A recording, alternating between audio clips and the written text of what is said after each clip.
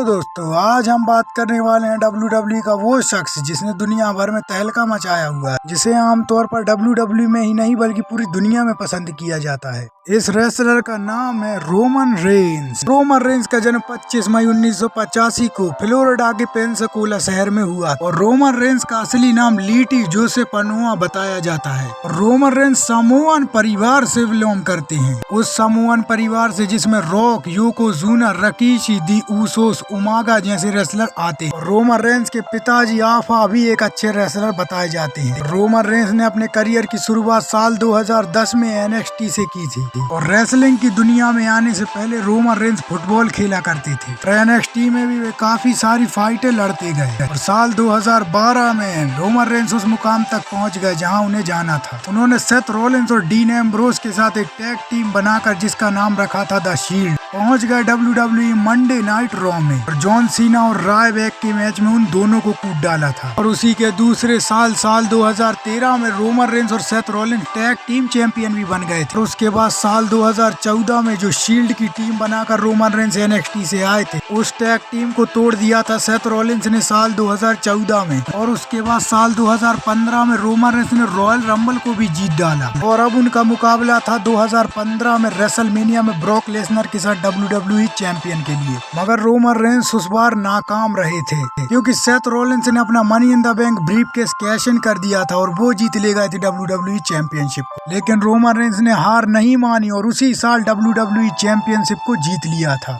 और साल 2016 के रेसलमेनिया में ट्रिपल एच जैसे रेसलर को हराकर वो WWE चैंपियनशिप जीती थी। और साल 2016 में ही यूनाइटेड स्टेट्स चैंपियन भी बने थे रोमन। और साल 2017 के रेसलमेनिया में अंडरटेकर जैसे रेसलर को भी हराने में कामयाब हो गए थे रोमन रेंस। और इंटरकॉन्टिनेंटल चैंपियनशिप को भी उस साल जीत लिया था रोमन रेंस ने। और साल 2018 में रोमन रेंस का मुकाबला फिर से रेसलमेनिया में हुआ था ब्रॉक लेसनर के साथ यूनिवर्सल चैंपियनशिप के लिए।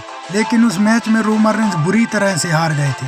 लेकिन समर स्लैम 2018 में रोमन रेंस ब्रॉक लेसनर को हराने में कामयाब हो गए थे और वे बन चुके थे यूनिवर्सल हैवीवेट चैंपियन। लेकिन हेल इन अ सेल के बाद रोमन रेंस को यूनिवर्सल टाइटल को WWE में छोड़ना पड़ा था क्योंकि वे कैंसर से पीड़ित थे और कुछ दिन के लिए WWE से बाहर जा रहे थे। और साल 2019 में साल 2020 में रोमन रेंस ने वो कर डाला जिसे किसी को उम्मीद नहीं थी और उन्होंने ब्रॉन स्ट्रोमैन और ब्रे वाइट को हराकर एक बार फिर यूनिवर्सल टाइटल को जीत लिया था। और उन्होंने काफी सारे मैचेस में यूनिवर्सल टाइटल को डिफेंड भी किया लेकिन वे हारे नहीं। और साल 2021 के रेसलमेनिया में एज और डैनियल ब्रायन को हराकर भी स्टिल रहे रोमन रेंस यूनिवर्सल चैंपियन। और साल 2022 के रेसलमेनिया में रोमन रेंस और ब्रॉक लेसनर के बीच एक मैच और हुआ चैंपियन बनाम चैंपियन, जिसे इस बार रोमन रेंस ने जीत लिया था और वो बन गए थे undisputed WWE universal heavyweight champion. और साल 2023 के रेसलमेनिया में रोमन रेंस का मुकाबला कोडी रोड के साथ हुआ था जिसे रोमन रेंस जीत गए थे